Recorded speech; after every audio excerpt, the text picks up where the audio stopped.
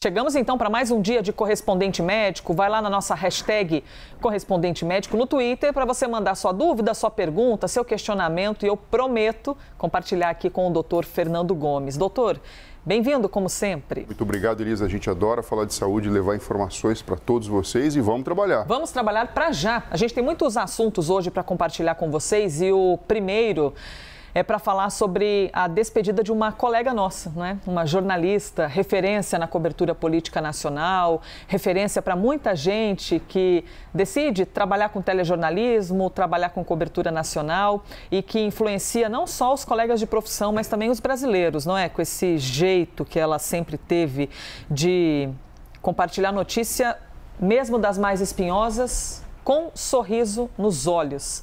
Essa é a característica de Cristiana Lobo.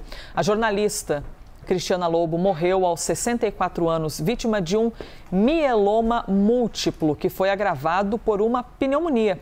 Em quase 40 anos de carreira, a Cristiana trabalhou em grandes veículos de comunicação do país, passou pelos jornais O Globo, o jornal O Estado de São Paulo, a própria Globo News, não é? Por onde ficou anos e muitos anos ali nessa missão de conseguir traduzir o ambiente político, que às vezes, né, reserva aqueles azedumes naturais de notícias nacionais, mas ela sempre com um jeito muito particular, com muita assinatura e até um carinho na fala, mesmo com esses assuntos adversos. Bom, trouxemos o assunto de Cristiana Lobo aqui para a gente poder compreender, não é? O que exatamente é um mieloma? Como as pessoas desenvolvem esse tipo de doença? A gente está falando de que tipo de câncer exatamente? Qual é a semelhança com leucemia, por exemplo? Então, doutor, temos muitas perguntas. A primeira e mais básica é: o que é um mieloma? O mieloma é um tipo de câncer que compromete células que fazem parte da medula óssea, células plasmocitárias, que na verdade podem ficar então doentes e se dividirem de uma forma anormal, provocando uma lesão focal, quando a gente tem, por exemplo, um plasmocitoma, ou então ela pode se espalhar pelo corpo e a gente tem o nome então de mieloma múltiplo, o que pode provocar diversos sinais e sintomas, como por exemplo, né, dor nas costas ou nos ossos, e a gente sabe que quando tem essa destruição óssea você pode ter aumento de cálcio no próprio corpo, isso pode trazer sinais e sintomas característicos, também sensações como fadiga, perda de apetite e náuseas, além de febre também, Elisa. Então parece um quadro muito geral, correlacionado então com essas células plasmáticas cancerígenas. Doutor, quais seriam as semelhanças de mieloma com leucemia, por exemplo? São tumores que na verdade originam-se de células que têm relação com a própria constituição sanguínea, com o sistema imunológico também. São tratadas pelo oncologia, pelo hematologista e necessitam de um diagnóstico preciso e um tratamento que acaba sendo direcionado para aquela pessoa, muitas vezes envolvendo quimioterapia, radioterapia, imunoterapia, corticoterapia ou transplante de células-tronco. A gente sabe que quando a lesão ela é localizada, existe na verdade aí uma sobrevida de 5 anos de mais ou menos 75%. Em linhas gerais. Quando já existe a questão do mieloma múltiplo, isso vai para 53% mais ou menos em 5 anos. O que requer, Elisa, o diagnóstico e, obviamente, um tratamento e um seguimento de perto. Lembrando que o indivíduo tem problemas relacionados com células que vão produzir os anticorpos. Então, na verdade, abre o flanco aí, na verdade, um problema maior quando existem infecções bacterianas, como, por exemplo, a pneumonia. Doutor Fernando, quando a gente lê os sintomas do mieloma, é possível que alguém, que você esteja lendo e pensando, nossa, mas é tão fácil de confundir com quaisquer outras coisas, não é? Dores nas costas. Bom, aqui quando coloca dores nos ossos, né, já vai um pouquinho além. Fadiga, perda de apetite, náusea. A gente pode confundir com estresse. A gente pode confundir com qualquer outro problema estomacal.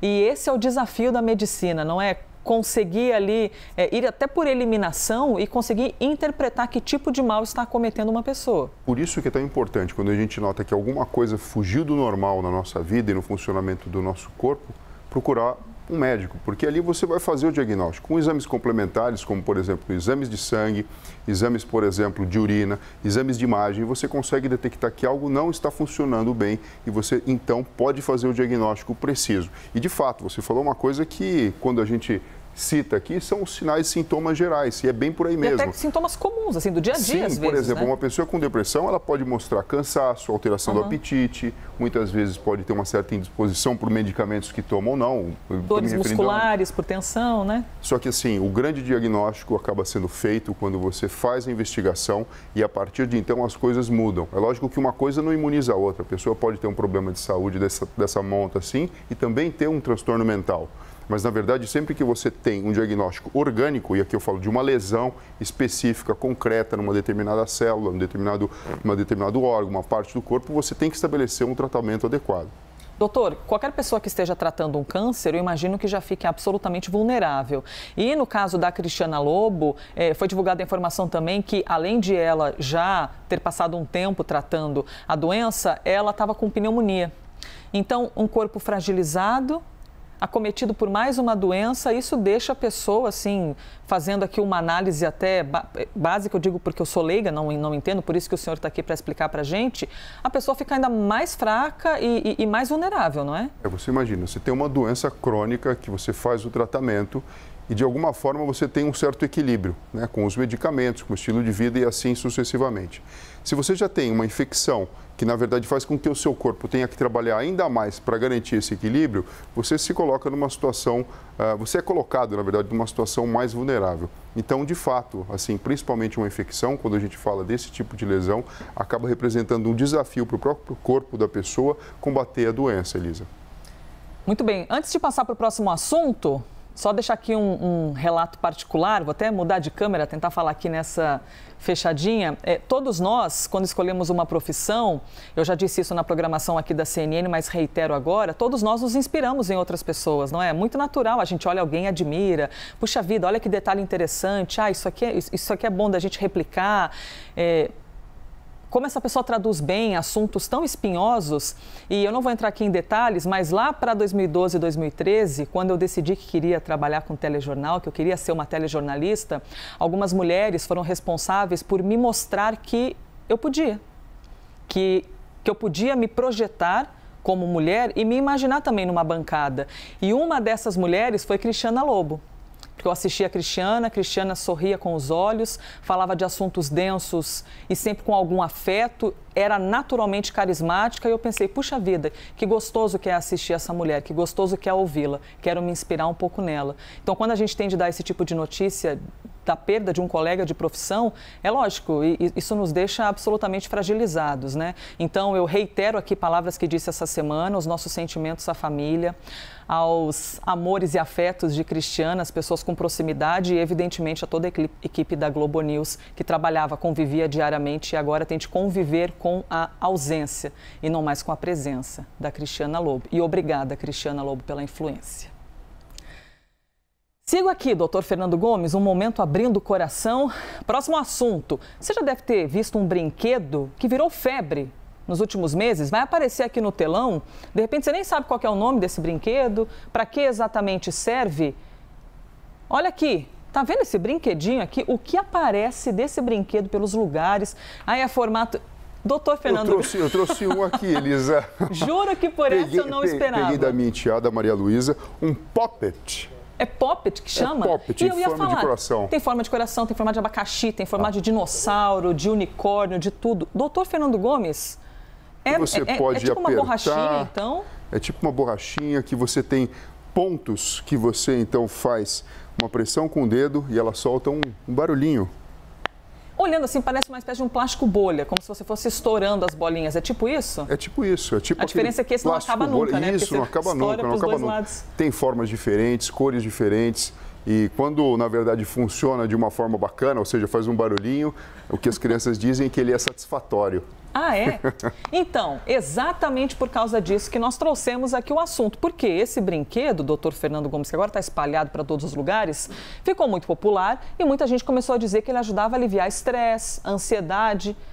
Mas será que isso é verdade, doutor Fernando? Então, que bom que temos alguém que trouxe o brinquedo e que também desvenda os mistérios da mente humana. É capaz de aliviar estresse, de fazer a gente se desconectar aí dos problemas do dia a dia? Vamos lá, Elisa, a gente está num mundo extremamente digital, né? Então, é na palma das mãos que a gente acaba lidando com a questão de receber muita informação e, na verdade, no toque dos dedos que a gente faz toda essa interface através dos aparelhos eletrônicos.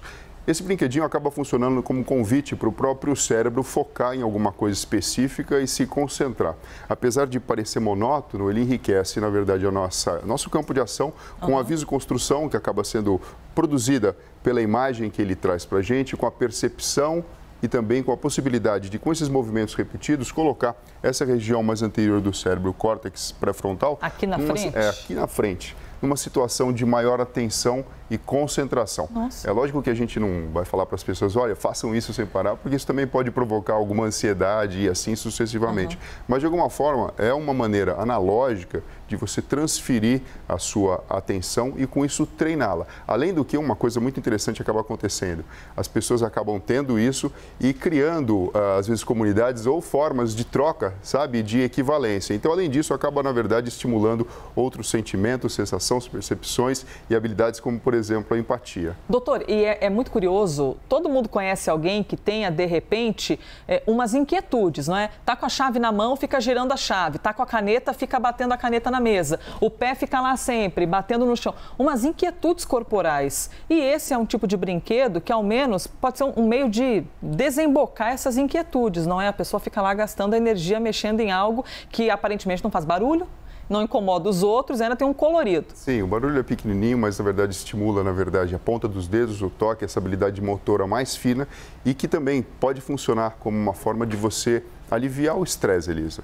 Interessante, tá vendo? Alternativas para a gente poder desestressar, não é? Viver a vida com mais alegria, com mais amor, senão a gente fica só pensando em problema e não dá certo, não é, doutora? A gente tem de tirar a atenção só dos problemas e também desligar um pouco a nossa cabeça, não é? É lógico, e assim, tudo isso faz parte do comportamento humano. De tempos em tempos surge uma moda diferente, essa moda aqui não é só do Brasil, então quando a gente vê o pessoal lá fora, isso aqui acabou tomando conta do mundo e acaba sendo algo que não tem jeito, né? Acaba sendo uma forma do próprio ser humano buscar uma tranquilidade, um jeito diferente de lidar com tantas informações que chegam para nós sempre na palma das mãos. O senhor vai devolver para a dona o brinquedo, né? Sem sombra de dúvida, bota no bolso aqui e está chegando rapidinho em casa. Ela deve estar atenta pensando, cadê meu brinquedo de volta? Próximo tema que a gente traz aqui para vocês é para poder retomar um assunto que nós falamos nesta semana, fez tanto sucesso nas redes sociais, bombou, viu? Zumbidos no ouvido. Neste mês, em novembro, a gente está acompanhando uma campanha chamada de Novembro Laranja, para informar sobre causas e riscos dos zumbidos no ouvido.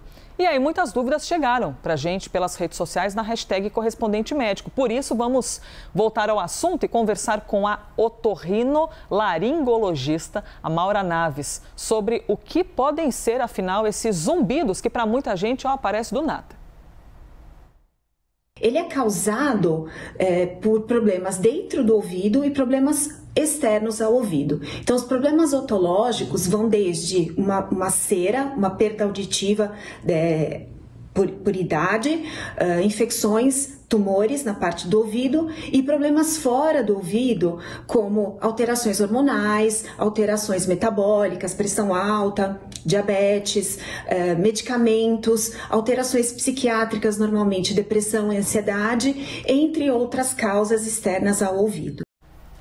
Vamos então para algumas perguntas que chegaram pela hashtag Correspondente Médico. A gente quer poder exibir aqui as questões de vocês. Vejamos aí, ó.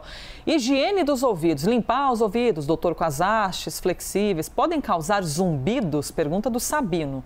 Olha, Sabino, atenção. Primeira coisa, a haste em si não pode provocar zumbido. O que pode acontecer é que se você utilizar a haste da forma inadequada, qual que é a forma adequada, Elisa?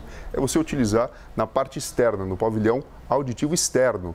Na parte que você não consegue ver, muito, não no então. buraquinho, não no meato do ouvido. Que é o que a gente faz. Sim, mas isso não pode ser feito, porque você pode impactar a cera, e isso pode, de alguma forma, alterar a sua recepção do som e te dar uma sensação, muitas vezes, de entupido ou desagradável, do qual você não esteja escutando muito bem. Zumbido, propriamente dito, não. mas pode provocar essa sensação e muitas vezes você vai precisar aí fazer uma consulta com o otorrinolaringologista para conseguir limpar isso de uma forma adequada. Então a orientação é higiene sim, deve usar sim, porém do buraquinho para fora. Doutor Fernando, isso quer dizer então que o nosso ouvido é absolutamente sensível, é isso? E uma cera, às vezes um pouquinho mais acumulada, já pode causar algo diferente que resulta num zumbido? Sim, não exatamente um zumbido, mas uma sensação diferente. Um desconforto. Um desconforto, que pode provocar até mesmo motivar a gente a visitar um médico especialista para isso. Lembrando que higiene é importante, mas o próprio organismo tem mecanismos naturais de eliminar o excesso de cera. Não cabe a gente, na verdade, fazer o caminho contrário da natureza e impactar isso para dentro. Próxima pergunta que chega aqui pra gente do Rodinei Neto, é isso mesmo? Rodinei, não é Neto, é Nieto. Meu zumbido vem aumentando nos últimos meses. Já procurei dentista, já procurei otorrino e nada. O que mais eu poderia fazer? Bom, então ele já está investigando para tentar encontrar uma resposta e por enquanto nada, doutor. Bom, Elisa, Rodinei, não é normal ter zumbido. Tá? Primeira coisa, você vai precisar fazer um diagnóstico para tentar achar qual que é a causa específica. Talvez ampliar um pouco mais a sua investigação. A doutora falou na nossa sonora anterior e explicou, não é só o problema no ouvido, não é só o problema potencialmente, vamos falar, na região da articulação temporomandibular. Você tem alterações que podem ser detectadas no corpo, como, por exemplo, hormônios alterados, aqui eu estou falando de hormônios tiroidianos, que podem provocar alterações e percepções semelhantes a, por exemplo, um zumbido. Assim como, se o indivíduo fica muito atento, muito ansioso e preocupado, ele aumenta, na verdade, a percepção do cérebro e muitas vezes o zumbido nem está aumentando, Elisa, mas o que está acontecendo é que, como está atrapalhando ele demais no dia a dia e ele não está encontrando a causa, ele vai tendo uma relevância maior. Sim. É muito subjetivo isso, prestando não dá para falar isso. Né? Mas assim, eu diria o seguinte, vamos continuar, talvez procurar um novo médico, um novo profissional, um clínico geral, fazer uma investigação um pouco mais ampla do que essa que vem sendo feita para chegar a qual é esse diagnóstico tão preciso que ele precisa ter. Mais uma pergunta que chegou, hein? Será que é sua dúvida também? Preste atenção, ó, pergunta do Hélio Júnior. Sinusite pode causar zumbido? O que fazer se melhorar a sinusite e o zumbido permanecer, doutor? Olha, o que acaba acontecendo é o seguinte, existe uma tuba, uma comunicação que acontece anatomicamente da cavidade nasal com o ouvido, fazendo uma compensação pressórica. Quando você sobe de avião ou desce a serra, você tem aquela percepção de estar entupido ou não. Às vezes dá aquela soprada assim, tampando o nariz. Isso, para abrir essa comunicação, que nada mais é como se fosse uma tuba mesmo, um canudinho virtual que fica ali e faz essa comunicação. E quando o indivíduo tem uma sinusite, que são inflamações, infecções nos seios da face, a mucosa pode ficar edemaciada, ou seja, inchada, e essa tuba ficar ocluída, provocando essa sensação de desbalanço, que também, mais uma vez, Elisa, não é exatamente um zumbido.